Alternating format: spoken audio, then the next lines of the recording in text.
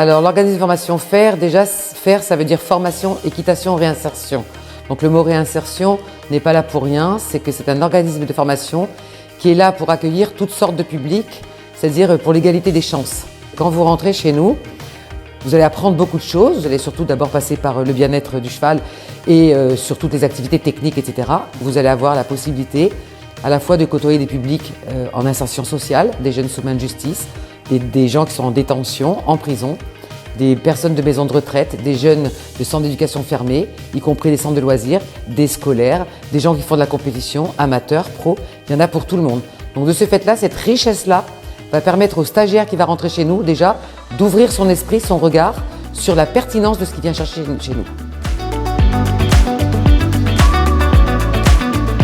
Je cherchais un centre de formation et j'ai trouvé que la NFE proposait une formation plus intéressante, plus fournie.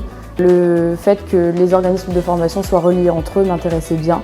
J'ai quitté ma région pour venir me former en Normandie.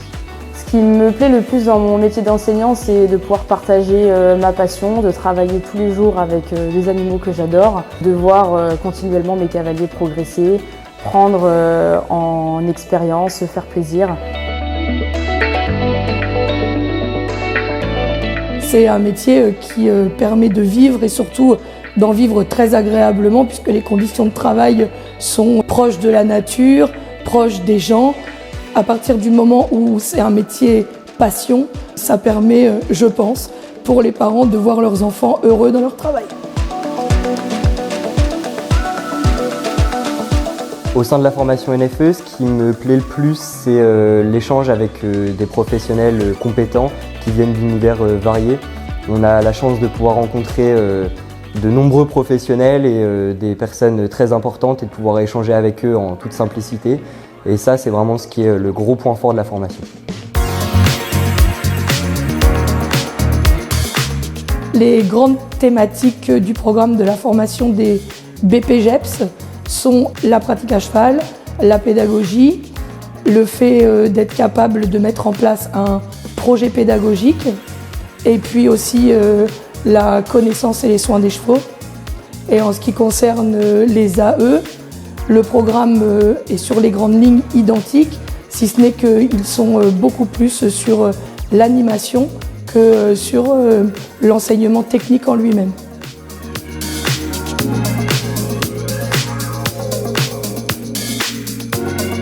L'activité un petit peu phare de notre centre équestre, c'est notre spécialisation dans toutes les animations et tout l'enseignement de l'équitation adaptée aux personnes atteintes de handicap, que ce soit moteur, sensoriel, mental. C'est une grosse activité chez nous, ce qui nous permet à la fois de former bien nos stagiaires, de faire travailler des gens en difficulté sur, des fois uniquement vers la sortie à l'extérieur de leur établissement, à la fois sur leur autonomie, et puis sur l'inclusion, c'est-à-dire que quand ces gens viennent chez nous, ils sont ici au même titre que tous les publics et donc se retrouvent dans une institution où tout le monde fonctionne ensemble.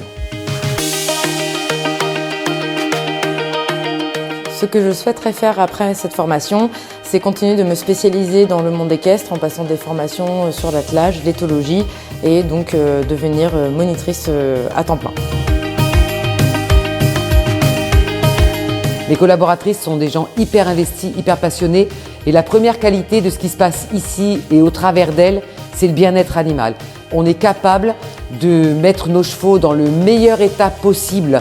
En fait, elles transmettent tellement bien ce respect qu'on a pour le cheval dans son entité naturelle et effectivement au travail, aux stagiaires, futurs stagiaires, futurs enseignants et donc futurs professionnels.